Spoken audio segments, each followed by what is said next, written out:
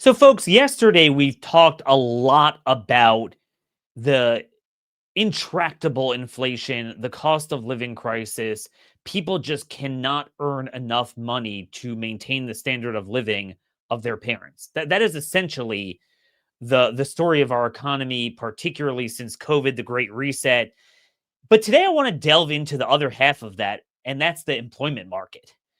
There's one thing to face this daunting cost of living crisis with a job, might not be adequate income, but what if you can't land a job?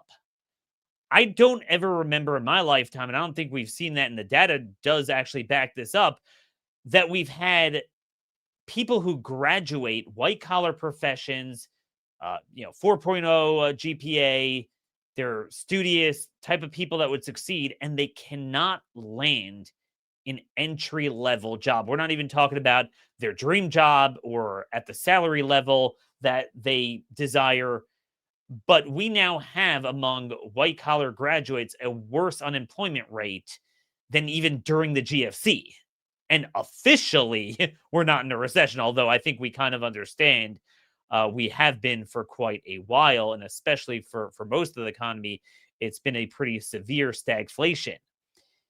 So, what are some of these trends? Where is it coming from? And I have long felt, and we've talked for years about the price side of this, that when government guarantees large corporations a steady stream of income, too big to fail, the loose monetary policies, the fiscal policies, all of the things they do, the regulatory capture to juice up narrow sectors of the economy, create asset bubbles unnaturally. Certainly, we're seeing this with the Mag 7 tech companies. Well, then they have a leverage against the consumer that they no longer need to compete. And I think it's been most evident with healthcare, right? I mean, healthcare, there is no consumer. The government is the consumer. Government prints an unlimited amount of money to juice it up.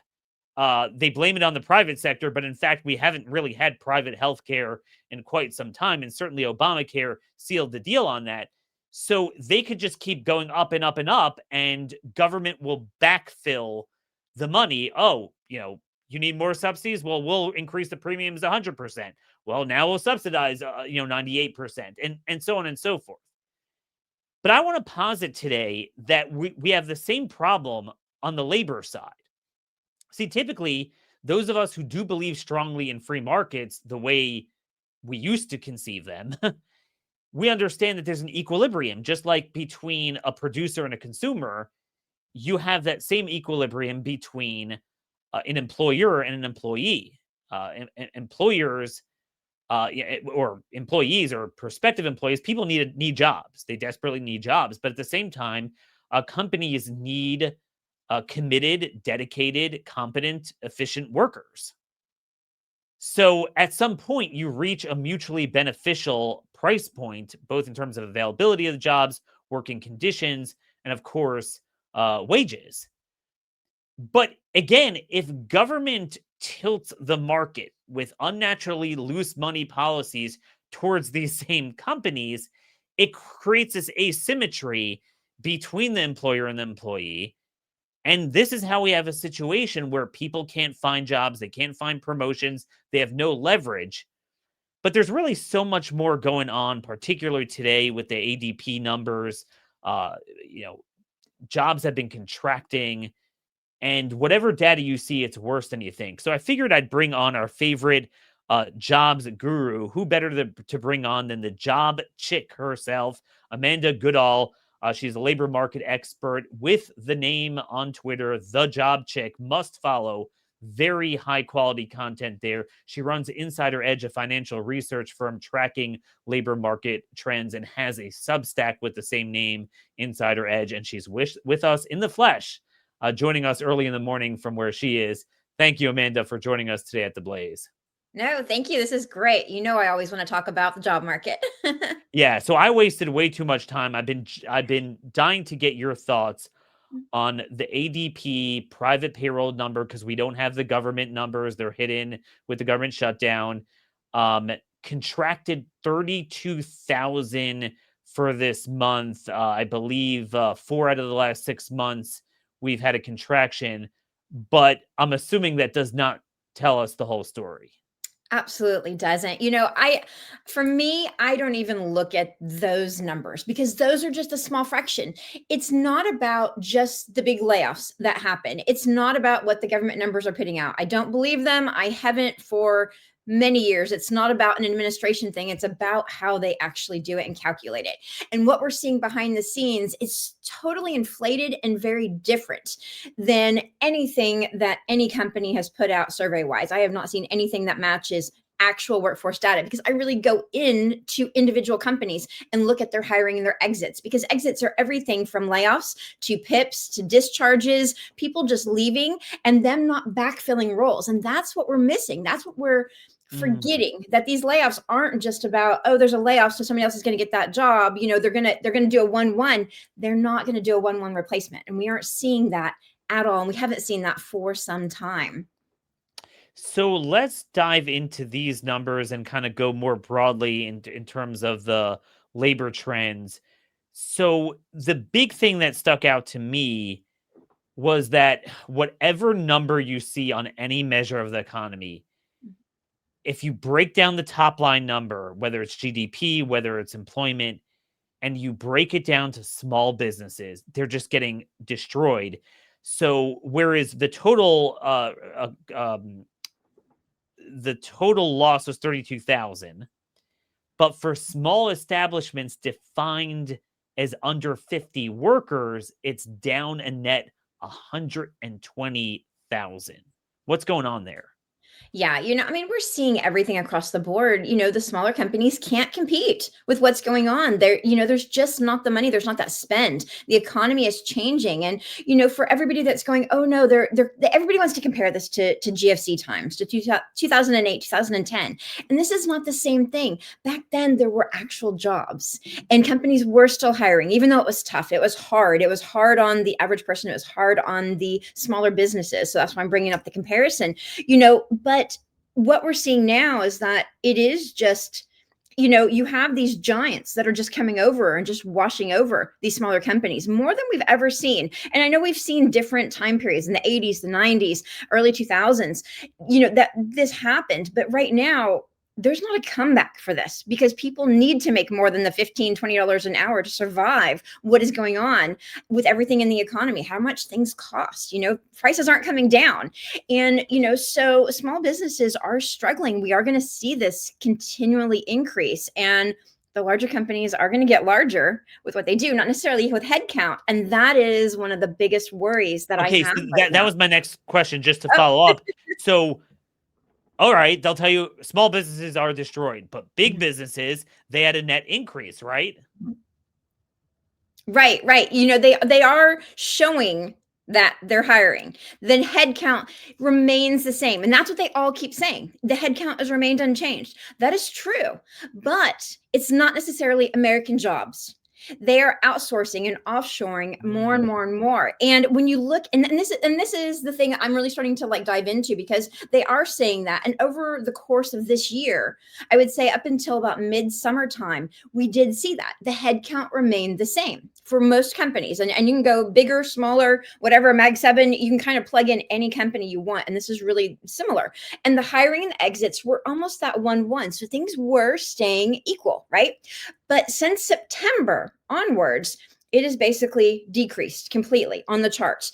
And like I said, this can be almost any company you plug in, and you're going to see this complete change. So it's not even that they're backfilling. They're not having mass layoffs because there's nobody to lay off anymore, right? They have smaller teams. So they're getting smarter on what they're doing. So I think, overall, what we are going to see is that we aren't going to have this mass headcount. You look at the job listings right now, and they're starting to decrease overall because companies are just looking for specialists. They are looking to hire differently, and they're not hiring as many people as they used to. This is only going to accelerate, and not in a good way for anybody that is looking for a job right now. Because all the people I know that graduated very smart from computers, engineering, it's not like they're getting a torrent of, I was going to say job offers, but not even interviews from the big companies. Okay, so it's not going to be a small business that we already know. that ship has sailed, but it's not like they're finding work at these big companies. Absolutely. You know, the whole situation with STEM grads, white collar grads, any grads, I guess you can really say, is becoming dire. You know, what was the stat that came out this summer? I believe it was like 57 or 58% of graduates that graduated last year in 24 are still out of a job. They still have not found a permanent job. That's huge. That's huge. We're paying all this money for colleges and we can't even find a job. The thing that I'm hearing from companies, the companies that I do work with and just, you know, across the board is that, you know, companies aren't looking for that entry level grad anymore. They are really focusing on these specialists as jobs are changing and AI is changing some of the technology, you know, and we'll get into that, I'm sure, in a few, but, you know, they are changing how jobs work, what you actually do. So they don't necessarily need these entry level jobs. Why? Because it's cheaper to outsource, it's cheaper to offshore. So they're struggling. So a lot of graduates are struggling. It's not that they're not smart. They're getting the 4.0s, like you said. They are ready to go. They want to work. Americans want jobs. Yep. And, you know, that is the frustrating part, that companies are just like, well, we're just changing things. And they're not admitting it yet. You know, I would expect maybe sometime next year, they'll be like, oh, yeah, we are doing this. You know, you see a few pockets where they're just like, oh, we're focusing on specialists. You know, our generalists are great, but we're focusing on specialists now. And But that's how just does going this to become a jive thing. with the fact that they're constantly saying that they're desperate for talent? You have that as well. That is starting to die down overall, and because they're not hiring as much, so they're not having to say that. They're not having to give that narrative and to inflate what that PR side feels like to be all good and cushy. You know, they're just like, no, we're looking for the right people. And you have to go through this. So yes, that used to be kind of that aspect where they're like, oh, we can't find talent, and you do still hear that from HR, especially, and a lot of people know my opinion of HR overall. But you know, it is a case of, no, there is a lot of talent out there. So if you actually wanted them, you could hire them very easily, and you know, it fix the process and how you hire them, fix the people and who hires them as well. So there's a lot of things going on with that, but there's talent out there. Companies aren't just wanting that, or they're not wanting to pay it. And I think that's the thing we need to look at. So that's the interesting thing, because when you look at the large corporations, they are sitting on a lot of cash. They do have a lot of cash, that's for sure. And you would think, well, if you need talent and you have American engineering grads, computer science grads, what's wrong? So a lot of people are automatically talking about AI. Okay, AI is doing it. But I want to know if you agree or disagree with my assertion here. So among AI skeptics, there's two types. There's those that are like, oh my gosh, AI is going to take over everything. I'm actually the other end of the spectrum of a critic. In other words, I'm actually very unimpressed by the AGI, at least, chatbot stuff. I think that it's just enough to look impressive, but as we're finding now, companies are moving away from it, that it makes a lot of mistakes. And even if there are concerns, it's futuristic. I can't imagine that as of this year, it accounts for the full share of that pie graph of factors why there's no jobs. Do you agree that at least as of now, that, oh, AI took away the job is somewhat of an excuse? Oh, it's 100% the excuse. Uh-huh. It's an easy scapegoat. You know, when you look at that, when you hear, and I listen to all of the earnings calls and just any of their PRs, and I look at these companies, especially the ones I follow, you know, just from financial trends, and you know, you listen to what they're saying, and I go look at the workforce because I'm like, no. I remember where they were hiring, and it does not match because I can go into role level. It's not even just like, I'm just not looking at engineering and you know, consulting and operations. I'm actually going, who are they hiring? So when they're like, oh no, we're bringing in all these AI experts and we're bringing in all of this and we're changing, no. So, you know, I absolutely am with you on the whole thing. This is just it's just enough. It's just enough to be able to use this as a scapegoat. You know, what are they going to do next year? You know, I mean, you know, you look back at, you know, in what, 23, it was like, oh, we overhired. Oops. You know, in 24, oh, we're restructuring. This year's been the year of, oh, AI is taking jobs. What's next year?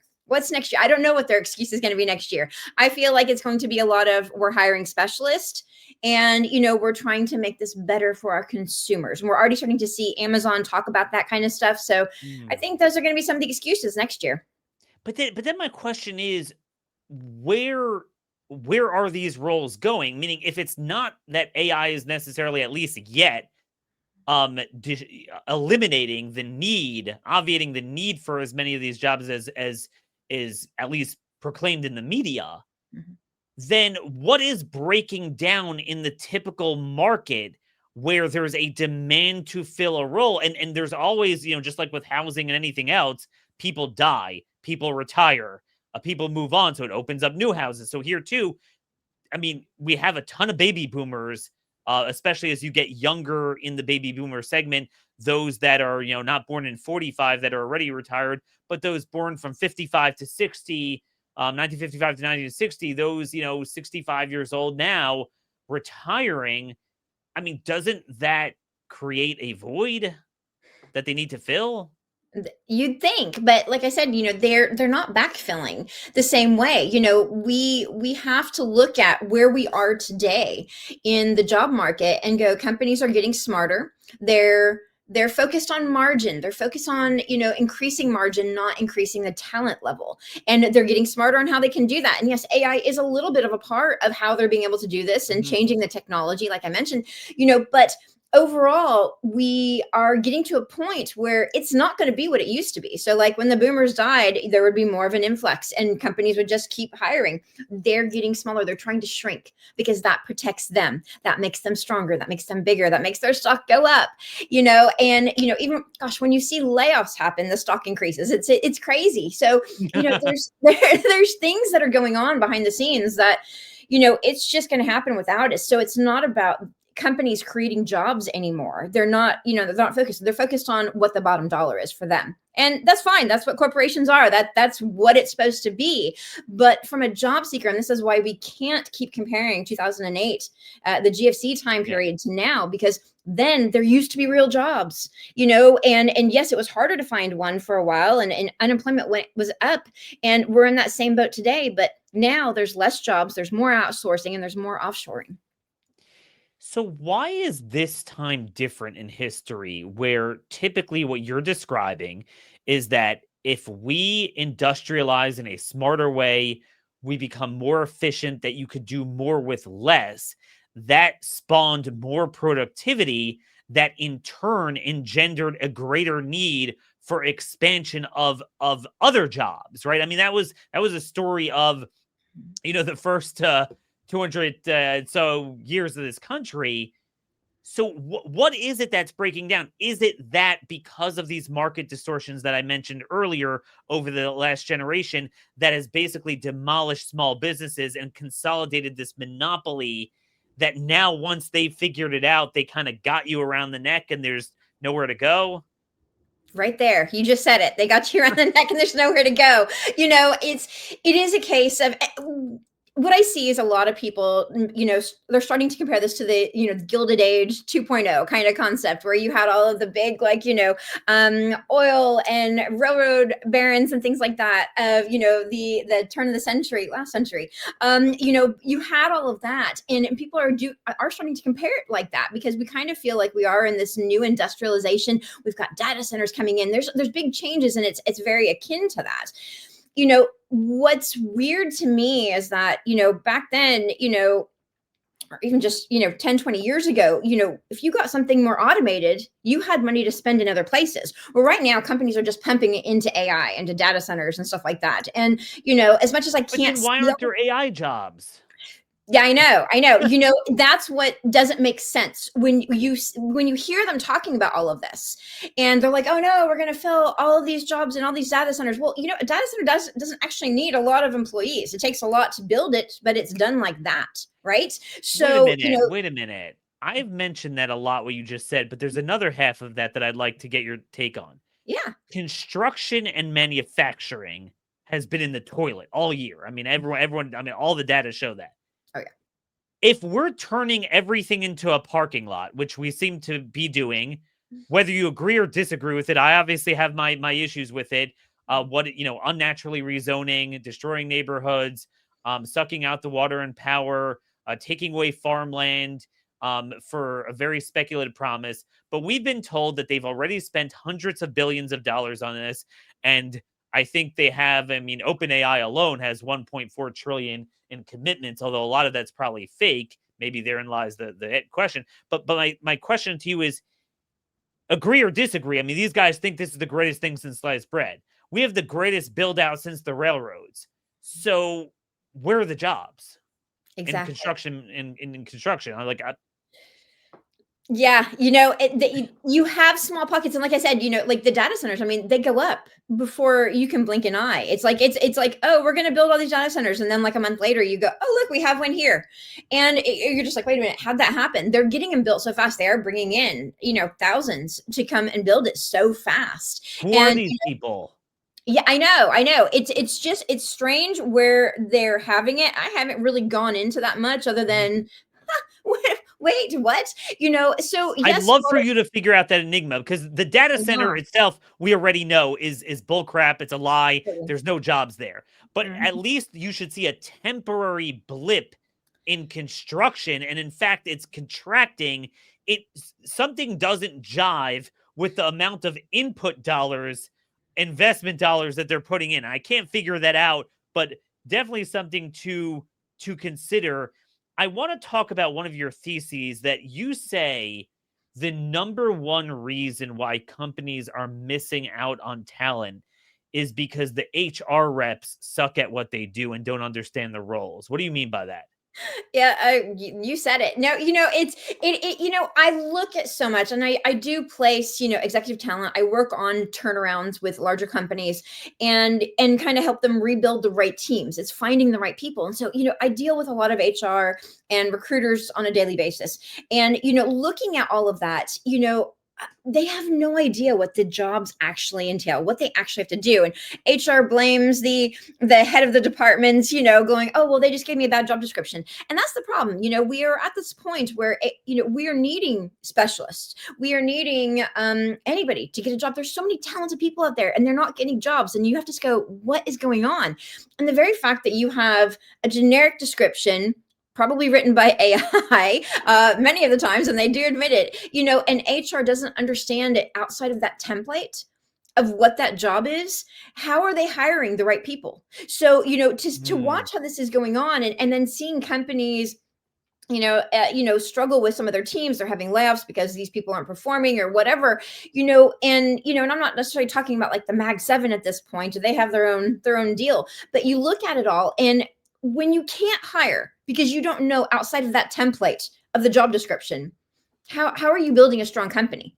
How are you building a strong department? How are you helping the talent that is out there, these white collar people, these new grads, whoever, that are looking for these jobs? How are you helping them get that security and do that and actually help the company succeed? The companies want to make money. The companies want to succeed. And while they're doing it through inflating a lot of other things and running other narratives, talent is there. So we need to be focusing on HR and recruitment and anybody that is involved in the whole hiring process, understanding what the roles are. And you have CHROs that are like, oh no, I want a seat at the table. I want a seat at the C-suite table. But I'm not seeing many of them that actually understand the business, that actually understand the facets of all of it and what is going to take a company to the next level. So that's deep dive looking into the workforce and actually understanding every individual role. So there's a lot happening, and it's frustrating to look at talent get past. And I've seen that at so many companies, and it's not just people that I've put forward for roles, but I hear this for everybody. And any other specialized recruiters that I speak to, they see the same thing. They're just like they literally skipped out on like this world-class individual. And this is happening on every single level, not just on executives. This is happening across the board. Even if you are entry level, they're skipping out because they don't quite understand. And so it's really frustrating to watch this happen, because this isn't going to help anybody get a job right now. And I fear it's going to help shrink the workforce just a little bit faster, because companies are going to be like, I don't have the talent, because that is part of the conversation. It's not a big conversation anymore, but I think it's just going to aggravate it worse. And this is all part of my thesis that I mean the two best words that any free market person loves is choice and competition. And everything government has done in their causation and then response to recessions in this past generation has consolidated market share in whatever industry it is. Healthcare is so evident, but it's really, really everywhere. And you see with the Mag 7, you're seeing with all the favors Trump is doing with big tech and both parties are doing. And I really wonder if one of the side effects of creating monopolies over the last generation is that we have imbued and basically accorded them the opportunity to imbue in the tissue of the work ethic this term of just good enough. So we had on the show, I had special guest, he goes by a pseudonym. He was one of the first H-1B guys from India to come in 1990, and he came on my show and just took a hatchet to the entire culture behind it. And it's a guy who came here, converted to Christianity, and he just ripped the entire thing. And one of the points he made, and I forget the word, it was an Indian word for just good enough. And he was talking about the ethos of Indian workers, by and large, as opposed to maybe Japanese or what Americans were post World War II, that we took pride in our work. And, and this has been discussed a lot on the right politically about the loss of beauty, quality. You see it in construction, you see it in housing, you see it dishwashers are crap. Things don't work. Some of this is regulatory, but we don't take pride in our work anymore. H-1B was an angle of this and helped accelerate that culture. But even among American workers, but isn't it true that when you again create monopoly share for certain industries and certain companies within the industry, they no longer have to worry about competing for quality, so they no longer have to strive for the best workers? And one more thing before I get your response, this ties into my concern about the AI. I do not believe we're anywhere near AGI. I don't believe we are. I know some people are worried about it. I actually think a lot of it's crap, but it's just good enough. But then if everyone's doing it and they don't have choice and competition, you acculturate an economy and a society to a degradation of work product. Absolutely. The H-1B situation is an interesting one. I still look at the H-1B scenario, and yes, it's a farce with what happens. When you have this many Americans out of work, yet we still have this program running. Why? And it's frustrating to look at that. And, for all these years, companies are saying, oh no, we're hiring the top talent. We're trying to find the best person. Well, they can find them here in the US as well. And, we have such talented people that are getting passed up for, people that are in the OPT, the F1, the H-1B situation. But overall, we have to look at where this is going moving forward, because none of that is stopping. And, we had the whole 120,000 approved for FY 2026 already. Right. So, nothing is changing with all of this. And, there was the whole $100,000 fee for H-1Bs and that would have been like the initial fee, whatever.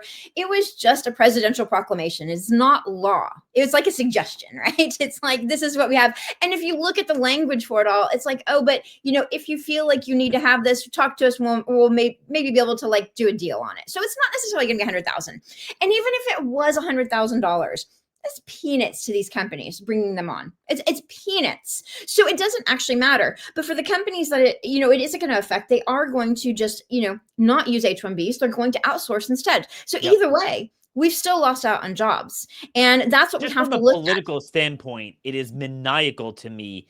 There are no jobs to be had. This crisis that we're talking about exposed the H-1B for a farce if you didn't see it beforehand, because they're just the roles aren't there. It doesn't make any sense. He could use his 212F authority to do a complete shutoff because it doesn't. People think it's national security. That's not what the statute says. It says when it's in the national interest, and economic is certainly one of them. But it's not being done. In fact, I want to get your comment. I want to play for our listeners a clip from Trump a few weeks ago, mid-November, from the Oval Office, when he talked about the need for H-1B. Take a Americans listen. needed to outsource to foreign workers. Could you clarify? Until they learn that, yeah. Like, for instance, if you're going to be making chips, we don't make chips too much here anymore, but we are going to be in a period of a year. We're going to have a big portion of the chip market. But we have to train our people how to make chips because we didn't do it. We used to do it, and then foolishly we lost that business to Taiwan. Very, very foolishly, because if they had a president that thought like I did, they would not have let that happen. But it's all coming back. I think we're going to have within a few years, we're going, and not because of the CHIPS Act. The CHIPS Act was a disaster for this country. So anyway, I mean, he goes on, talks about the CHIPS Act there, but he says, look, we need them to train Americans temporarily. What do you have to say about that? I'll stay polite. It's maddening. It's maddening, I think, and it's insulting for, our very talented American workers to say, oh, we have to be trained on that. Well, we can do that. We know how to learn that. We can easily learn that. We don't need somebody else to come in and train us. The companies can do that. But to bring in workers over here to train Americans, what is that supposed to mean? How is that supposed to make Americans feel? And, hearing that and I posted about it and the comments were just like, that is so insulting. Of course we can do it. If we're trained how to do it, if we're given that, whether it's through like college, through education at this, on-site training, whatever, this is not hard. This is not hard. This is not just something that only they can do in Taiwan or China or anything like that. This is something we can do as well. So it is unbelievable. And it's so offensive because it's personal to me. I have a 15-year-old son who sometimes struggles academically with certain issues. So he's not like me with more of a legal, law, history, English brain. But with computers at 15, he is a whiz. It's the stuff that he does is unreal. He could do professional stuff at that age. And I'm looking at him and thinking, I don't know what future he has. Good luck getting a job there. And the notion that in this environment, you're going to bring people in because he needs training from an Indian. I mean, I don't know. That is not the vibe through which his movement came to become a political force in America. In fact, it's antithetical to it.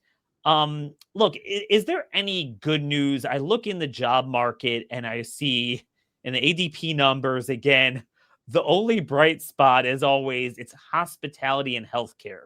But is that even so bright? Hospitality, whatever. Healthcare, yes, healthcare is always going to be there. Everybody asks me that. They're like, "Oh, you just post doom and gloom. Where are the jobs?" And I'm like, I'd like to tell you, but I am actually working on my 2026 forecast. It comes out in here in a couple of weeks. But right now, I do see heavy jobs in defense, in aerospace, aviation. Those are the big ones right now, and that makes sense. With the administration and the contracts that are going on. And so any of the side adjacent industries out of that's where we need to look at. So I think that hospitality is going to fall into that aviation sector because the aviation world is actually okay. I know a lot of people think it's actually really down, and it is overall because of the economy, but what they're doing right now and where they're going for the future, they're going to need the people behind them. So I do see certain sectors. Finance is going to be fine as well. I think, they always have big layoffs. They just do their regular churn. They almost operate outside the realm. So, there are certain areas. So we just need to start thinking outside the box. And my advice to anybody that is looking for a job, if you're not in those sectors, think of how you can work for a company that supports those sectors. And once you get a job, start looking for a new one. Even if you love it, even if it's great, don't get cozy. Don't get cozy because, companies are not going to be loyal to you. You're going to be in the next PIP or the next layoff or the next restructure and cut. It would be better for you to be able to go, here's my 2 weeks. It's been great working here, and move on to the next job. So you don't have that stress and unemployment time period that is going on right now. And you can actually make that choice for yourself instead of being caught up in a big riff and being out with everybody else in your field for the next 6 to 8 months, because that is the reality that is right now. And it's longer than that even right now. And some of the stats I'm seeing, what is it? Like 37% of companies are expecting to do layoffs here between like Christmas and New Year's. And and that's a lot, and when you compare that to everything that's going on, everything that went on in 2025, what employment rates really are right now, how long it is taking to find a job, and then everything that's going to happen in Q1, because Q1 is a big push for layoffs. It's kind of that shedding, renewing, and what companies do. People, I would say probably about half the people that are laid off right now are still going to be looking towards the end of next year. And that to me is the biggest problem, because, And we is this don't a have this big problem mass not hiring. just for younger people, but let's say people 45, 50 getting laid off? Oh yeah, it's everybody. And there's a lot of stats out there about, if you're over 50 and you get laid off, it's I think it's 1 in 4 will never work again.